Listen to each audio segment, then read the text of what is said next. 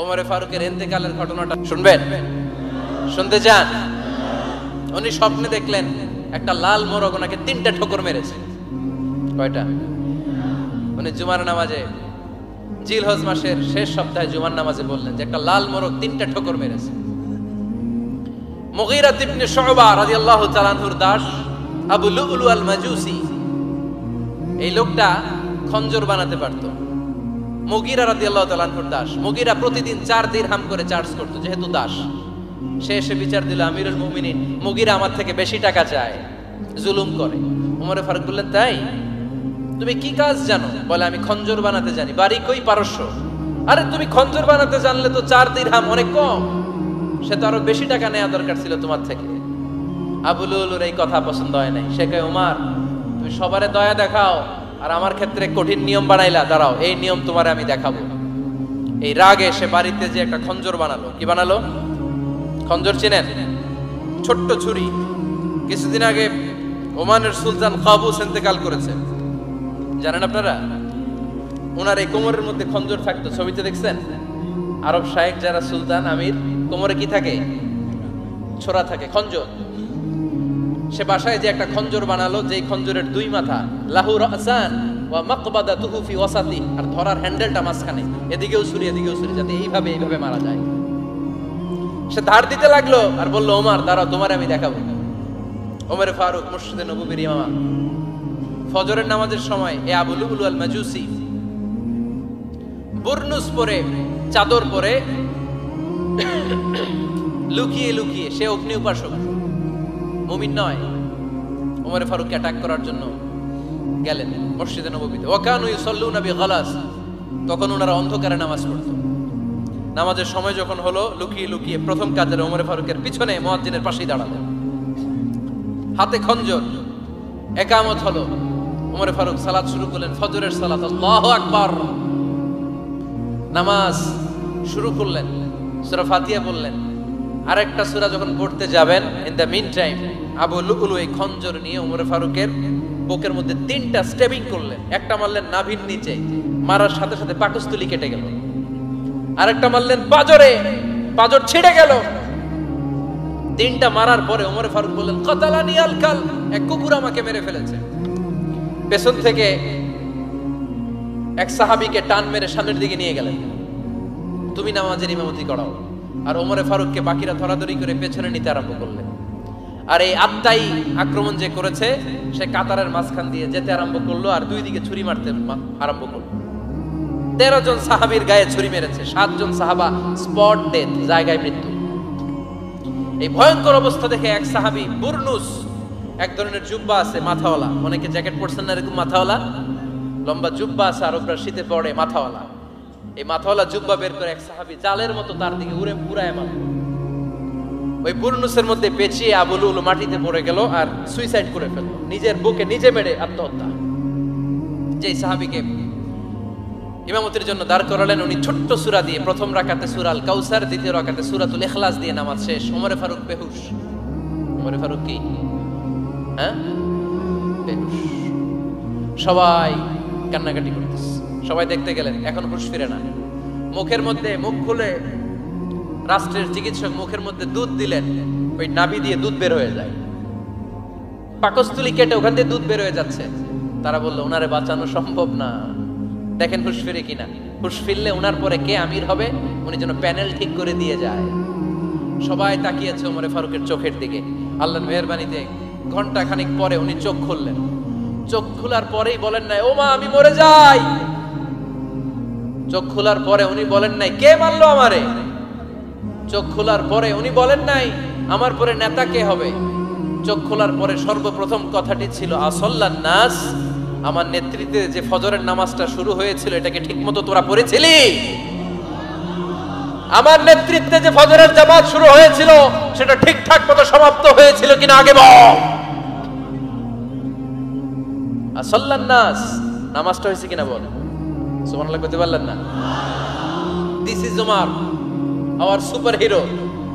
নেতা অনেকগুলো লাগে না, এরকম নেতা একটাই যথেষ্ট, যে গোটা বিশ্বকে কাঁপায় দিতে পারে। চিল্লায় বলো ঠিক কিনা? আমরা চাই আমাদের ছেলেগুলো ওমরে ফারুকের মতো বড় হোক। আমরা চাই আমাদের ছেলে মেয়েগুলো খাব্বাব, খুবাইব, সাইয়েদনা আলী, উসমান, আবু বকর রাদিয়াল্লাহু তাআলা আনহুর অনুসরণে বড় হোক, ঠিক কিনা? আমরা একটা ওমর চাই যিনি আমাদেরকে সালাতের শিক্ষা দিয়ে গিয়েছেন, ইন্তেকালের আগে বলেছেন সাল্লান নাস। এজন্য আমরা যেন নামাজ কখনো নষ্ট না করি।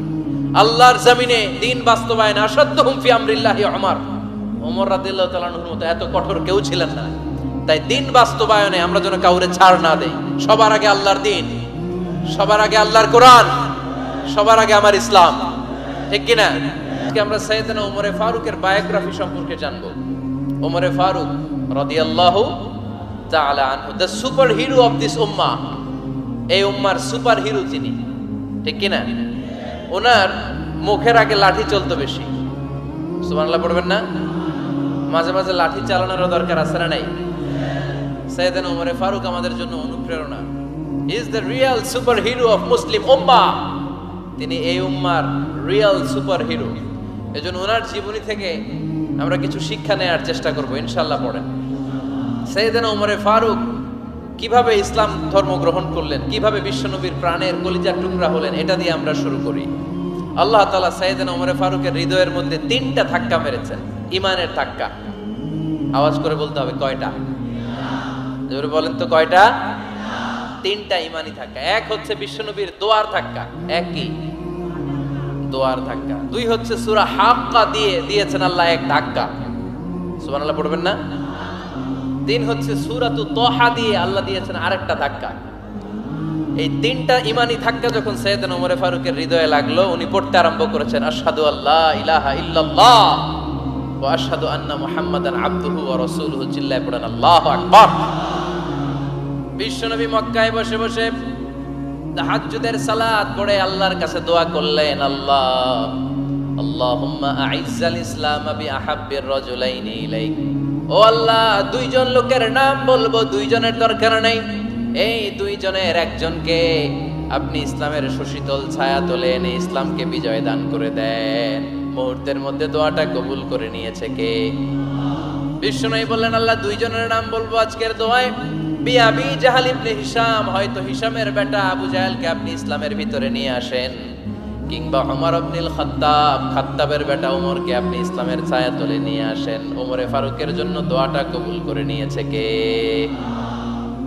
মক্কার যে অবস্থা, আল্লাহর হাবিব সাল্লাল্লাহু আলাইহি ওয়াসাল্লাম বুঝলেন মক্কার এই 2 জনের একজন যদি আমার সাথে না থাকে তাহলে মক্কায় দাওয়াতি কাজ চালিয়ে যাওয়া যাবে। আল্লাহর বললেন, আল্লাহ বেশি চাই না, এই 2 জনের একজন, হয় আবু জাহেল নয় ওমর, হয় আবু জাহেল নয় ওমর। বিশ্বনবী যখন দোয়া করলেন, এই দোয়ার একটা ঈমানি ধাক্কা, নূরানি ধাক্কা সাইয়েদনা ওমরে ফারুকের হৃদয়কে স্পর্শ করে ফেলল। দোয়া ইজ লাইক এ মিসাইল। এই যে আমরা দোয়া করি, এটা মিসাইলের মতো। যুদ্ধে মিসাইল হামলা করে না? মিসাইল হামলা করার পরে এই মিসাইল লক্ষ্য বস্তুতে যে ভেদ করে, ঠিক কিনা? তেমনি দোয়ার মতো যদি আপনি দোয়া করতে পারেন, আপনি যেই জন্য দোয়া করেছেন ঠিক ওই জায়গায় যে আপনার দোয়া স্পর্শ করে।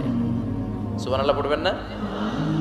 বিশ্বনবীর দোয়ার মাধ্যমে প্রথমে সাইয়েদনা ওমরে ফারুকের হৃদয়ে এক ধাক্কা লাগলো। 2 নম্বরে রব্বুল আলামিন সূরাতুল হাক্কা দিয়ে ওমরে ফারুকের হৃদয়ের মধ্যে দিলেন এক ধাক্কা। পড়েন আল্লাহু আকবার। কোরআনের ভেতরে সূরাতুল হাক্কা নামে একটা সূরা আছে না নাই? আল হাক্কাতু মাল হাক্কা ওয়া মা আদরাকা মাল হাক্কা। পড়েন আল্লাহু আকবার। বিশ্বনবী যখন দোয়া করলেন, ওই দোয়া যখন সাইয়েদনা ওমরে ফারুকের হৃদয়ে স্পর্শ করলো, সাইয়েদনা ওমরে ফারুক সব সময় বিশ্বনবীরে ফলো করতে আরম্ভ করলেন। বিশ্বনবী ডানে গেলে লুকিয়ে লুকিয়ে ওমর ফারুক ডানে যায়, বিশ্বনবী বায়ে গেলে লুকিয়ে লুকিয়ে ওমরে ফারুক বায়ে যায়। বিশ্বনবী একবার মসজিদুল হারামে যে নামাজ পড়তে শুরু করলেন, ওমরে ফারুক তখন বিশ্বনবীর পিছু পিছু ছদ্মবেশে পেছন থেকে যে বিশ্বনবী কিভাবে নামাজ পড়ে দেখতে শুরু করলেন। বিশ্বনবী ইন দা মিন টাইম এশার নামাজে আল হাক্কাতু মাল হাক্কা তেলাওয়াত শুরু করে দিলেন। আল হাক্কাতু মাল হাক্কা তেলাওয়াত শুরু করে দিলেন। তেলাওয়াত করতে করতে বিশ্বনবী যখন তেলাওয়াত করতেছে, ওমরে ফারুক এরকম দুলতেছে আর মজা পাচ্ছে। ও মিয়া, বিশ্বনবীর কণ্ঠ বুঝি আমার মতো কণ্ঠ, আপনার মতো কণ্ঠ? আহমদ বিন ইউসুফের কণ্ঠ, আব্দুল বাসিতের কণ্ঠ না? বিশ্ব নবীর গলায় যে কি সুরের ঝংকার আল্লাহ দিয়েছেন, কি সুরের লহরী আল্লাহ দিয়েছেন, একবার যে শুনতো পাগল হয়ে যেত। আল্লাহু আকবার। বিশ্ব নবী সূরা হাক্কা মন্ত্রমুগ্ধ তেলাওয়াতে, মন্ত্রমুগ্ধ সুর দিয়ে, মন্ত্রমুগ্ধ কণ্ঠ দিয়ে তেলাওয়াত করতে লাগলেন। এশার সালাতে ওমরে ফারুক তুলতে লাগলেন। ওমরে ফারুক যত শুনেন অবাক হয়ে যায়, যত শুনেন অবাক হয়ে যায়, যতই শুনে অবাক। কিরে? কারণ তিনি আরবি ভাষা বুঝতেন। এত সুন্দর শব্দের গাঁথনি, এত প্রাঞ্জল বর্ণনা, এত সুন্দর অন্তমিল, এটা কবিতা না হয়ে পারে না। উনি মনে মনে ভাবলেন এটা মনে হয় কবিতা। It might be poem, it could be poem. Muhammad মনে হয় কবি হয়ে গেছে, তার কাব্য প্রতিভা দিয়ে সে এটা বানিয়েছে। তা না হলে এত সুন্দর কথা, এটা কবিতা না হয়ে পারে। ইন দ্য মিন টাইম বিশ্বনবী কিন্তু দেখতেছে না যে পেছনে ওমর। বিশ্বনবী তেলাওয়াত করছিলেন। ইন দ্য মিন টাইম বিশ্বনবী পড়ছিলেন ওমা হুয়া বিকাউলি শাইরিন কলিলাম মা তুমিনুন। এই আয়াতের অর্থ হলো এটা কোনো কবির কথা নয়, খুব অল্প সংখ্যক লোকই তোমরা ঈমান আনো। সুবহানাল্লাহ পড়েন। এটাকে বলে কোইনসিডেন্ট। কোইনসিডেন্ট, হুট করে অনেক সময় মিলে যায়, যায় কি যায় না? আপনি একজনের কথা ভাবতেছেন ভাবতেছেন, বাজারে গেলেন, বাজারে যেই দেখেন ওই লোকটা দাঁড়ায় আছে। এরকম হয় কি হয় না? কোইনসিডেন্ট। ওমরে ফারুক মনে মনে যেটা ভাবতেছে ওই কথা দিয়ে বিশ্বনবী তেলাওয়াত করতেছে। আল্লাহু আকবার। বিশ্বনবী যে আয়াত তেলাওয়াত করছিলেন, আয়াতের অর্থ হলো এটা কোনো কবির বানানো কবিতা না, খুব অল্প সংখ্যক লোকই তোমরা ঈমান আনো। ওমরে ফারুক আটকে উঠলেন, থমকে দাঁড়ালেন। ঘটনা কি? আমি মনে মনে ভাবলাম কি রে, এত সুন্দর কথা, এটা তো মানুষের কথা হতে পারে না, এটা নিশ্চয়ই কবিতা, কবির কথা। কিন্তু মুহাম্মদ এখন আবার পড়তেছে ওমা হুয়া বিকাউলি শাইর, এটা কোনো শায়েরের, কবির কথা নয়। কলিলাম মা তুমিনুন, অল্পই তোমরা ঈমান আনো। তার মানে আমার মনে যা চলে মুহাম্মদ এটা টের পায়। মুহাম্মদ গণক। নাউজুবিল্লাহ পড়বেন না? মুহাম্মদ অনেক বড় মাপের একজন গণক।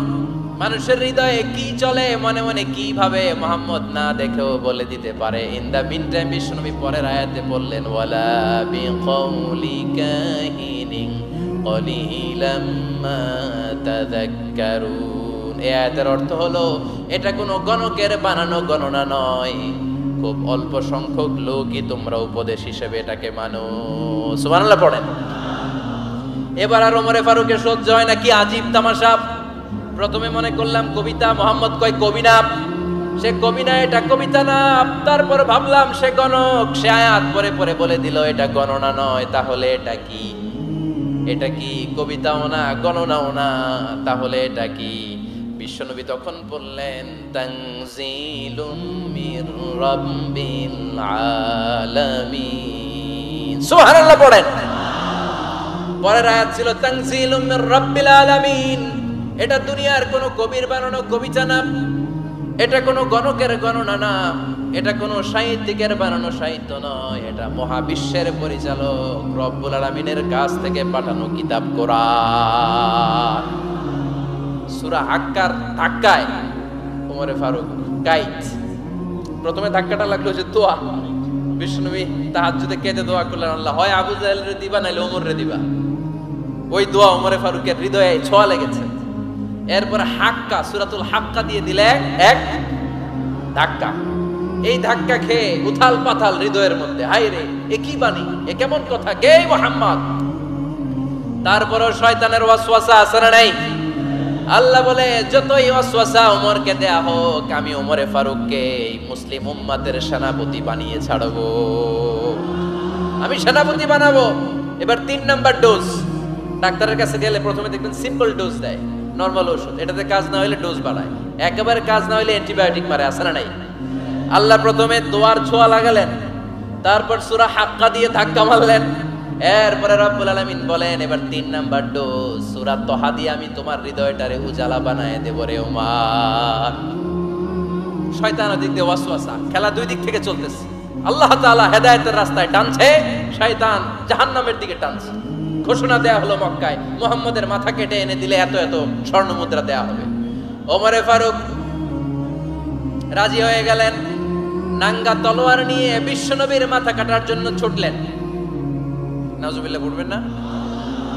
বনু জাহরা গোত্রের এক লোক বলে, আইনা ইয়া ওমর, কই যাও? মুহাম্মদের মাথা কাটতে যাই। আরে মুহাম্মদের মাথা কাটতে যাও, তোমার বোন ফাতিমা বিনতে খাত্তাব আর তোমার বোন জামাই সাঈদ কদ সাবা, এরা তো ধর্ম ত্যাগ করে ফেলছে। এটা তো আমাদের ধর্ম ত্যাগ করে মুহাম্মদের ফলোয়ার হয়ে গেছে। আগে ওমর ঘর সামলাও, পরে মুহাম্মদের মাথা কাটতে যেও। ওমর ফারুক অবাক হয়ে গেলেন, তলোয়ার নিয়ে বিশ্বনবীর দিকে না যেয়ে নিজের বাড়ির দিকে চলে গেলেন। বিশ্বনবীর আপন বোন ফাতিমা বিনতে খাত্তাব, বোন জামাই সাঈদ আর খাব্বাব রাদিয়াল্লাহু তাআলা আনহু তিনজন মিলে সূরা তাহা তেলাওয়াত করছিলেন। পড়েন সুবহানাল্লাহ। মক্কায় লুকিয়ে লুকিয়ে দাওয়াত হতো। খাব্বাব রাদিয়াল্লাহু তাআলা আনহু একটা চামড়ার ফলকের মধ্যে সূরা তাহার কয়েকটা আয়াত এনে ওমর ফারুকের বোন আর বোন জামাইকে শিক্ষা দিচ্ছে, ট্রেনিং দিচ্ছে। সুবহানাল্লাহ পড়েন। লুকিয়ে লুকিয়ে ওমর ফারুক যখন ঘরে চলে আসলেন, এরা তটস্থ হয়ে গেল। সাইয়েদনা খাব্বাব বিছানার তলায় লুকিয়ে গেলেন। ওমর ফারুক বললেন, দরজা খোলো।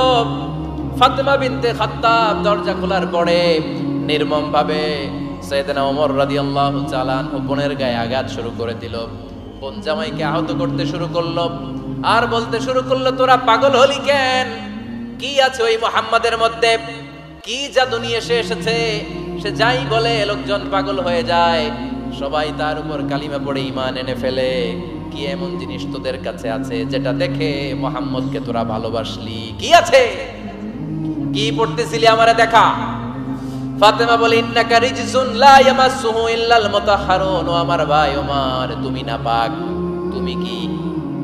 লা ইয়ামাসসুহু ইল্লাল মুতাহহারুন, পবিত্রতা অর্জন না করে এই কোরআন ধরা যায় না। সুবহানাল্লাহ পড়েন।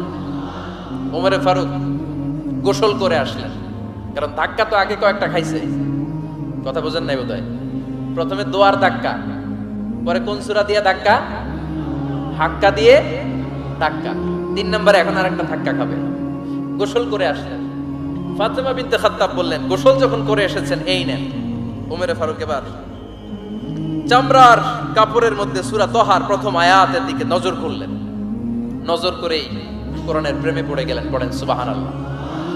ওমর ফারুক পড়তে আরম্ভ করলেন, তাহা মা আনজালনা আলাইকাল কুরআনা লিতাশকা ইল্লা তাযকিরাতাল লিমান ইয়াখশা তানজিলাম মিম্মান খালাকাল আরদা ওয়াস সামাওয়াতিল উলা।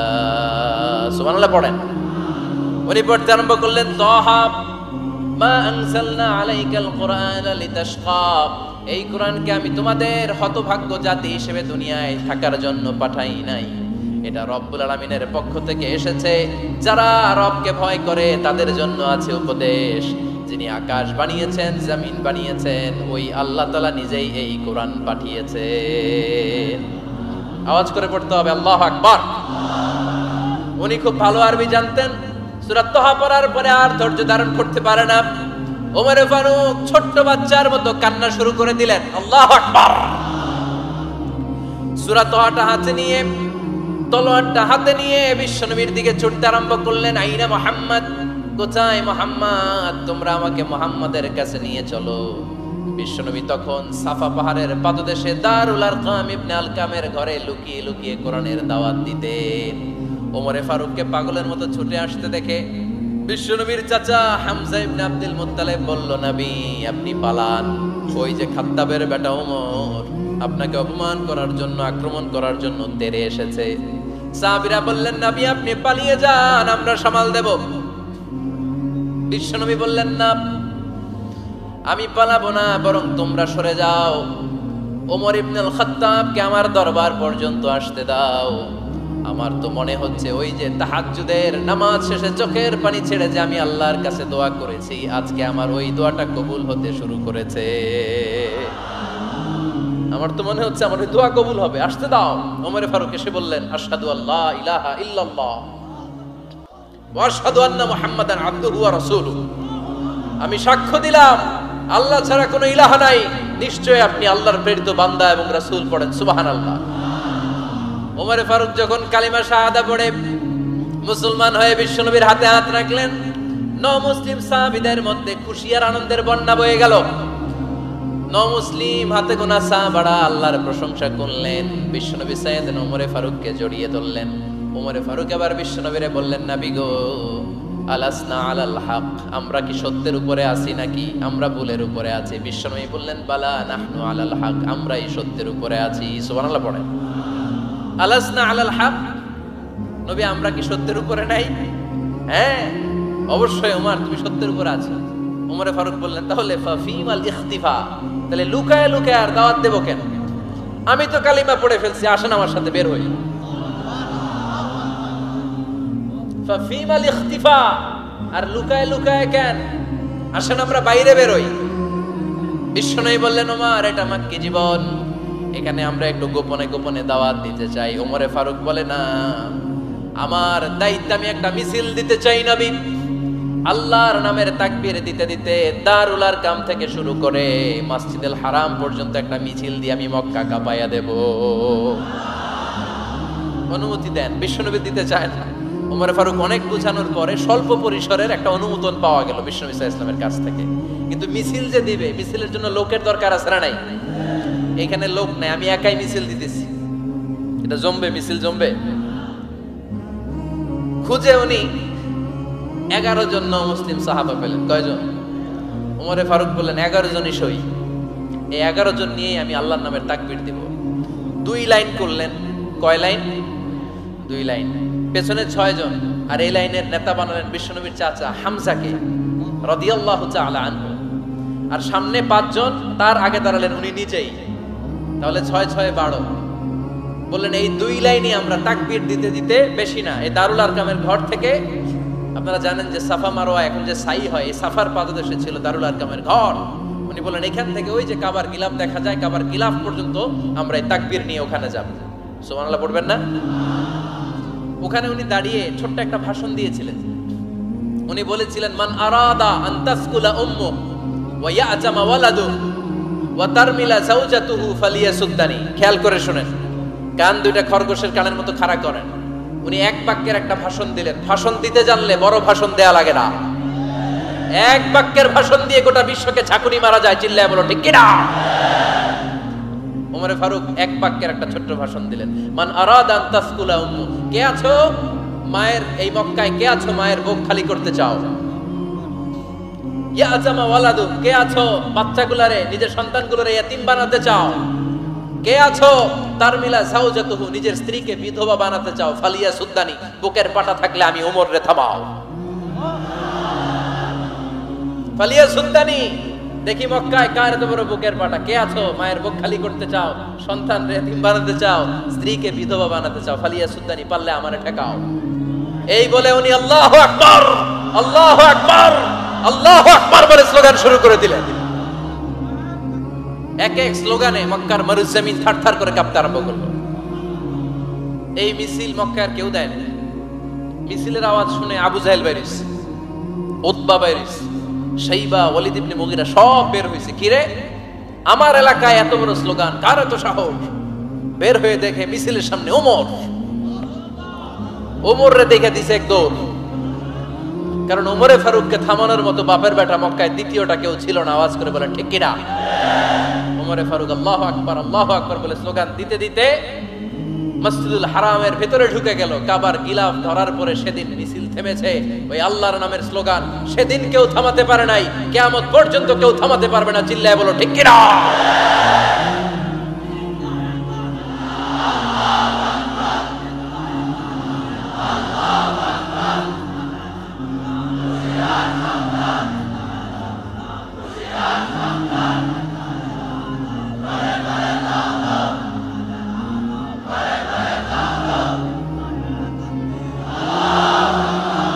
ওইরকম একটা ওমরের দরকার, আমাদের বেশি চাই না। জোরে বলেন ঠিক কিনা?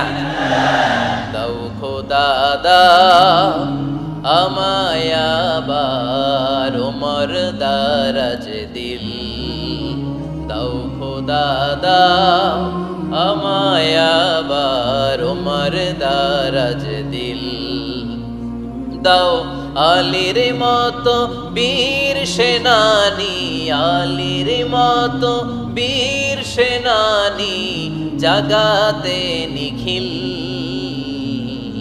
দাও খোদা দাও আমায় আবার উমর দারাজ দিল। সুবহানাল্লাহ পড়েন।